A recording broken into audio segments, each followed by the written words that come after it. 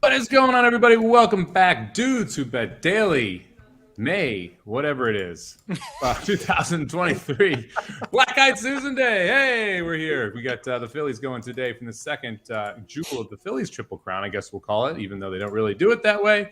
But we got to start out with some basketball and some hockey. What a game last night. Panthers and Canes. It took almost 5 overtimes, right to the end of the fourth overtime for Matthew Tkachuk to score after the Panthers scored in the second overtime, but that one got called back.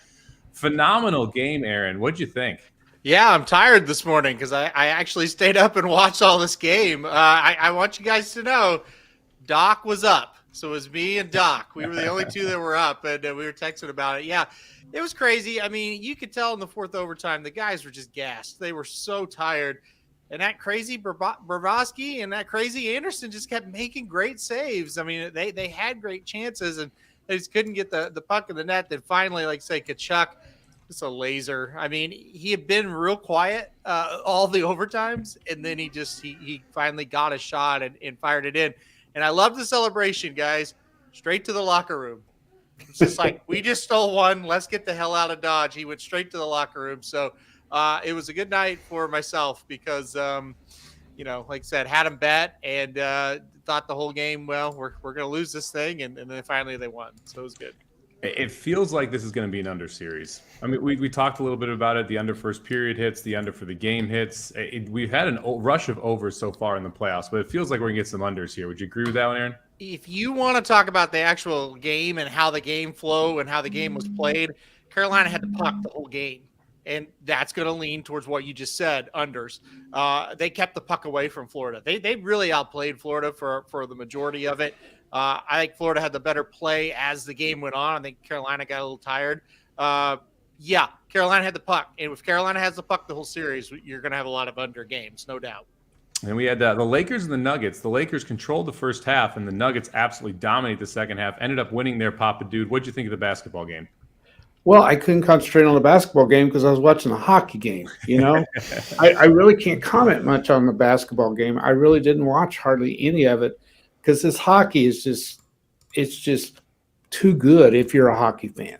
It is. And I'm with Jason here, I think 7 games for sure. Aaron, I got to applaud you for being able to stay awake. I can't make it through the intermissions. That's my problem. And so I made it all the way till about halfway through the second overtime, went to sleep, didn't go to bed. I was just sitting there in the recliner asleep. I don't remember any of the third overtime, but I did see the fourth overtime. And I was thinking, okay, if this goes 5, I'm going to bed. They scored right there at the last. It was great. So I can't comment on the Lakers Nuggets. It kind of went the way I thought it would. Actually, it didn't. I thought the Nuggets would blow them out, and I read a lot about it this morning. Murray was unbelievable in that third quarter. I do remember seeing it. I did watch a little bit of, not the third quarter, the fourth quarter. I did see a lot of that. I think the Nuggets are just a little better than the Lakers. Game 3 opens up Lakers minus 5.5. Kind of seemed wild that you're seeing that big of a flip, an 11-point flip from in Denver to in LA. So the feeling at least one of us is going to be taking the Nuggets plus the 5.5 tomorrow. We'll get to those games, obviously, tomorrow. We're going to kick off today with the Heat, headed in to take on the Celtics. Heat up 1-0 in this series, total sitting at 215. Heat are catching 9. Pop Dude, we'll start with you here because I think that's your best bet of the day. Well, I took them whatever day. I don't even know what day it is. This is Friday, isn't it? 2 days ago. Wednesday. I took them in game 1 at 8. Actually, I got them at 8.5 early that morning. I don't know why I wouldn't take them tonight at 9. Everybody's going, well, Boston's going to come out and they're going to play so good tonight, and they might. But are they still 9 points better than the Heat if they do play good? That's what no one's giving the Heat any credit in this. And so that's where I'm going. If I took them at 8.5, I got to take them at 9. I do think Boston might win the game, but I don't think there's any reason to think that even if they play fantastic, they're going to blow the Heat out and beat them by more than 9. So I'm sticking with the Heat tonight. Yeah, it's Interesting. We've seen a lot of these game 1 losses at home. Game 2, you see a huge rebound. Boston 500 in the playoffs at home, not against the spread, just at home 500 in the playoffs. So really struggled there. Aaron, what do you expect tonight from the basketball game? I've never been able to get Boston right pretty much this whole time. So I don't know. I think they're going to win. I mean, I think if you're laying 9 points with Boston, you're kind of crazy, honestly.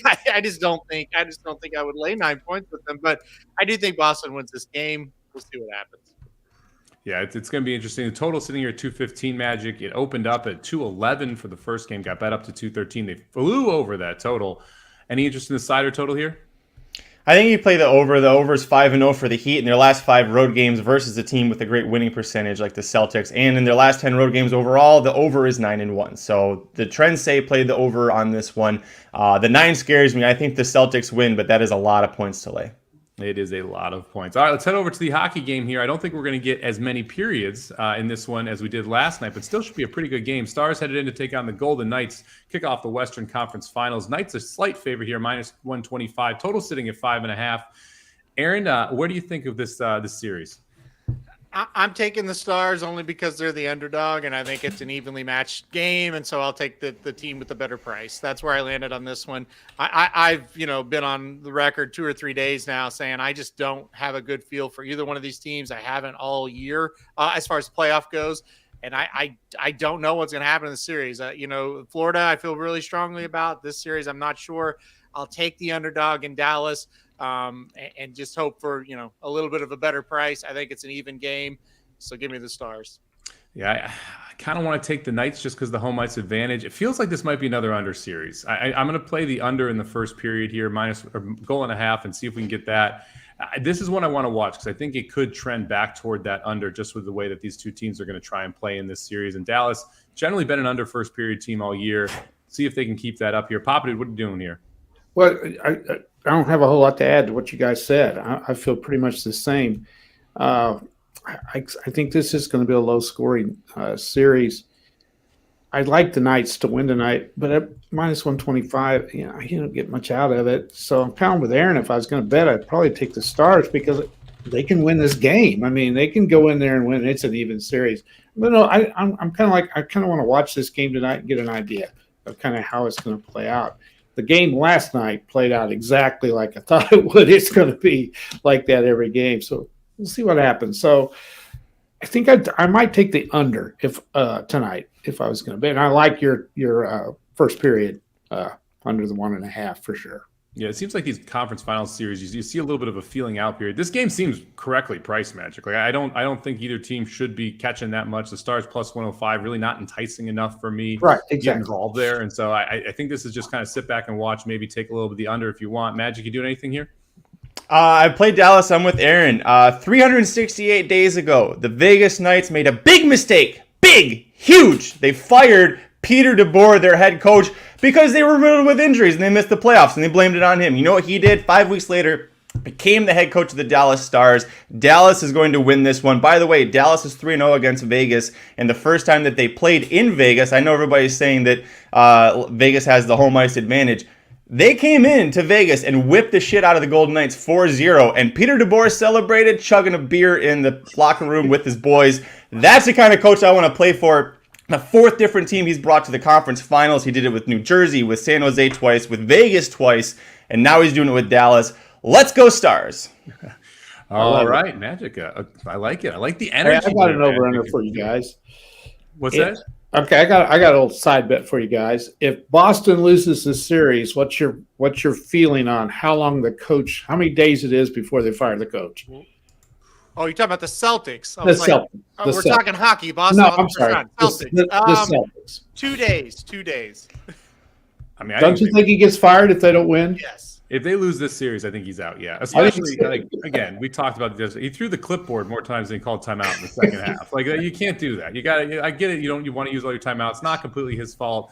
But when after the game, and this will be the last round. When after the game, someone says, "Hey, what went wrong in the third quarter when you gave up 46 points?" and you said, "We missed some shots." Yeah. That is the incorrect answer. The incorrect answer is our defense sucked. Like that would have been. What are you going to do to change the defense, not make more shots? You had 26 points in the quarter. You gave up 46. Not good. All right, race of the day. Let's talk a little bit about the Black-Eyed Susan here. We got the Phillies. It's Fueza's East Coast debut. She's 5-0. She hasn't faced anything on the West Coast yet. She's sitting there on the board at 7-5. Magic, lay some stats on us before we get going here. How often does a favorite win this race? Once in the last 16 years, the favorite has won this race. However, this will be the second year in which Bob Baffert wasn't allowed to bring his good filly, his Oaks filly, to the Kentucky Oaks. And last year it was Adair Manor. She was a very lukewarm favorite. Feza comes into this red hot. Compared to Adair Manor last year, there's really no comparison between them that's favorable. I think that Feza is a very solid favorite here. You also have so many scratches in this race where she's going to now be breaking from post 6 instead of post 9. And when you look at the horses to her inside, you assume the 1 and the 4 are probably going to go. Everyone else inside of her is probably going to drop back, and she should get that perfect stalking trip right in the catbird seat behind the 1 and the 4. I think this is an easy win for her. She's going to be unbettable with those odds, but I think that this is going to be Feza's race to lose for sure. Yeah, you can't really play the double either now with the Black-Eyed Susan into the Derby with first mission scratching. We'll talk about that in a second here. That's if you like Feza. I don't like Feza. Aaron, do you like Feza?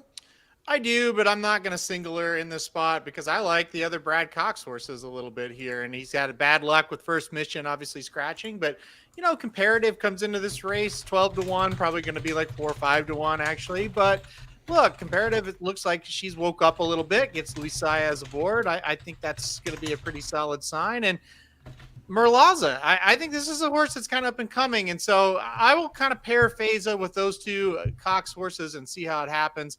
Look, I get that, hey, the favorite hadn't won this race very often, but this is a little bit different of a situation, as Magic kind of pointed out. So I just think we're going to try to pair the Bafferts and the Coxes here and see what happens.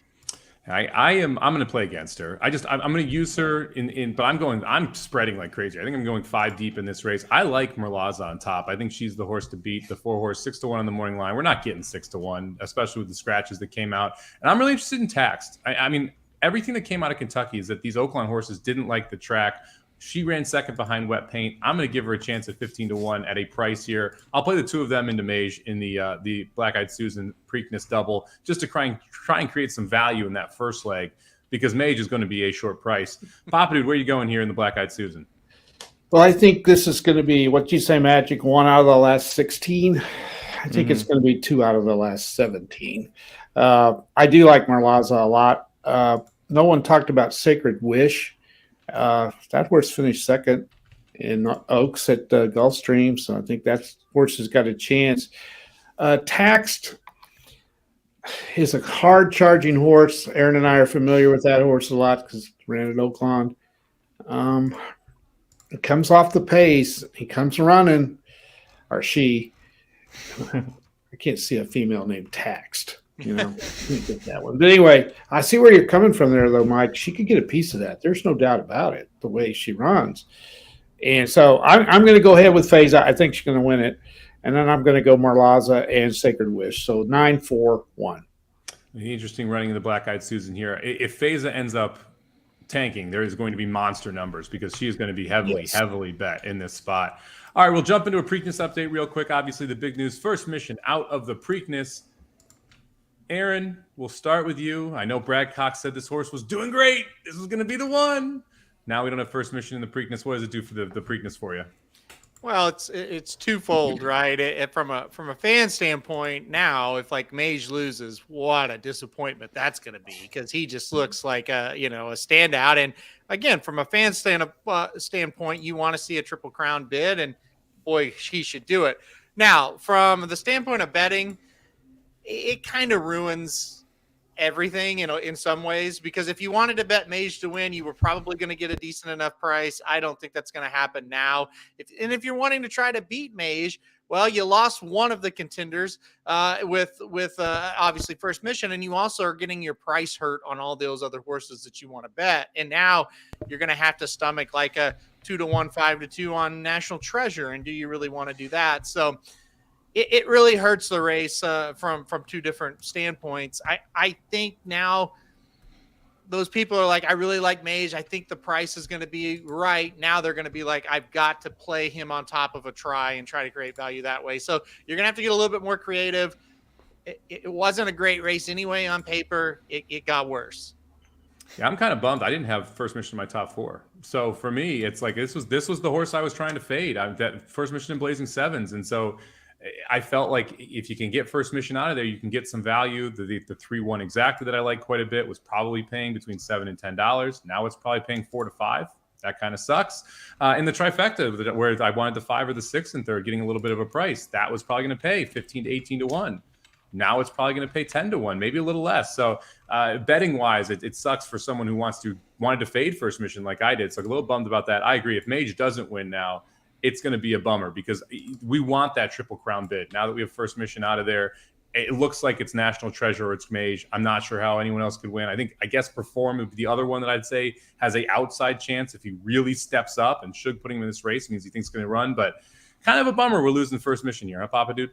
Yeah, but you hit the nail on the head, Mike. It is good for the industry because, and if I was Belmont, I'd be sitting there going, yes, because suddenly we now have a authentic chance at a Triple Crown if Mage can fire. I just don't see anybody beating him, and I think that's what we need. We need that. We need that excitement. So I think it's good. A horse that I think is going to benefit from this a lot is Red Route 1. He would be somebody I would be looking at because one of the leaders are saying, I'm like you, Mike, I wasn't on First Mission that much either. I actually like National Treasure best, and I don't like it either. So I think Red Route 1 now can get up and get a piece of it, and that's one you want to look at a price at because his running style, and there's not very many horses in it, I could see him very easily getting up and getting a piece of that trifecta. And Coffee with Chris also, I guess, takes a step forward here because we really just have 2 speed horses, and that means that he's going to have no one who's pressing. That's I right. assume, so he might be one that now you want to look at underneath. I don't think he can win the race, but at 20 to 1, he's someone that I think you now have to at least consider for the 3rd and 4th spot in the supers, just because of the scratch of First Mission, the lack of speed that we're going to see here. Magic, who should we claim in the Belmont so they can be a scratch the week of the race? I feel like somebody's got a spaceship going by their house right now.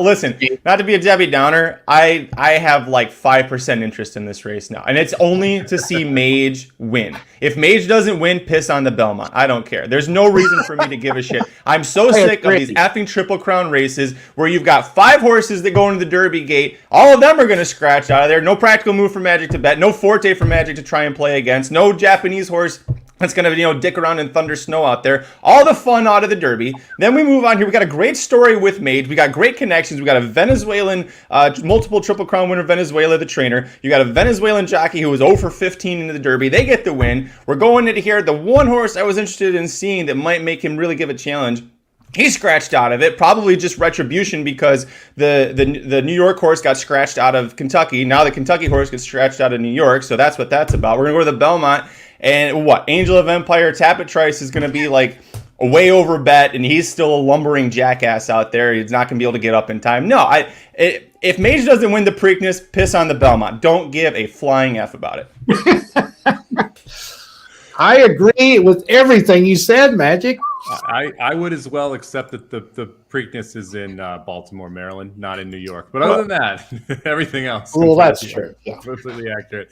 They're Aaron, close any enough. comments? Not a geography show. Look, he's not wrong, right? The No. Derby got weird, and the Preakness started weird and is weirder. So I don't know. I don't think I don't really think piss on the Belmont per se, because that day is such a great day of racing overall with all the races. But this Preakness is, it's hard for me to sit here and lie to people, right? It's not great, right? Maybe I don't feel quite as strongly as Magic about not caring at all. It's not great. But the Belmont, no, Magic. But the Preakness, yes. The race, the Belmont race. Talking about the race. Okay. Yeah. I actually think the Belmont could be a lot of fun, even if Mage loses. Yeah. Because you could have Tap and Trice, you could have Two Fills, you could have Hit Show, you could have a bunch of these horses back that I think are a little bit interesting. We'll see how many we actually get, but I wouldn't be shocked if it's still a decent race. And the card on Belmont Day is phenomenal generally as well. So I'm still excited about the Belmont. I will be pissed if Mage loses this race though, because I want that Triple Crown on the line, and I want people to try and beat Mage in the Belmont. And I actually think he wins tomorrow and then loses the Belmont, because I'm not sure he wants a mile and a half. But we'll see what happens there. Before Magic starts going off again, let's jump into the best bets here. I'm going to go to Pimlico, race number 11. We'll stay with the horses here. Give me Breathe Away, Breath Away. Yeah, the one horse, 2-1 on the morning line. Stand Line was a phenomenal race. She absolutely exploded to get the victory out last time. I'm going to play her right back here. I don't think we're getting 2-1. I think it's probably more of a 7-5, 8-5 type number. But give me Breath Away, the one horse, Pimlico's 11th, as the best bet of the day. Aaron, who you got? I'm going to go with the Angels today. I thought you were asking me about the race at first. I was like, I don't want to talk about the race. Man, I don't care anymore. I'll go with the Angels tonight. I actually sent you the Angels yesterday, and they came through and won. And I'm sorry, Papa Dude, they ruined your parlay. But I'll take them again tonight. They're back at home after a nice win against Baltimore at Baltimore, and now they're at home against the Twins. Pretty even matchup, so I'll take the plus money here.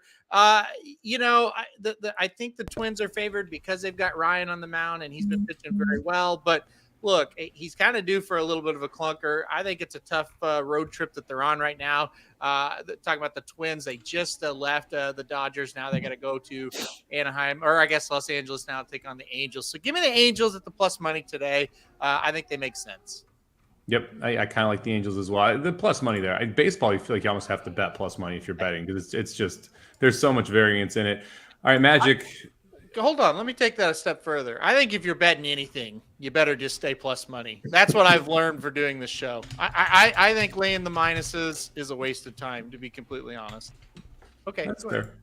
I don't hate that. Dogs in the under, man. That's generally what you want to be betting, because that's what people aren't betting, and that's usually a good sign. Correct. All right, Magic, give me your shitty parlay. Oh, listen. I wanted to just do the golf bet, and y'all wouldn't let me. So listen, you got Scotty Scheffler, who is... You couldn't.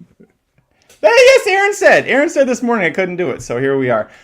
Listen, Scotty Scheffler is doing fantastic so far at the PGA Championship. He's finished inside the top 10 in 7 of the last 10 majors that he's played in. He hasn't been lower than 12th in a tournament since October. He's doing great. That's not the question. It's Rory McIlroy. Rory McIlroy is playing terribly. He hasn't finished above 47th in his last 3 tournaments. He missed the cut at both the Masters and the Players Championship. As Rob says, Rory McIlroy is a complete bum.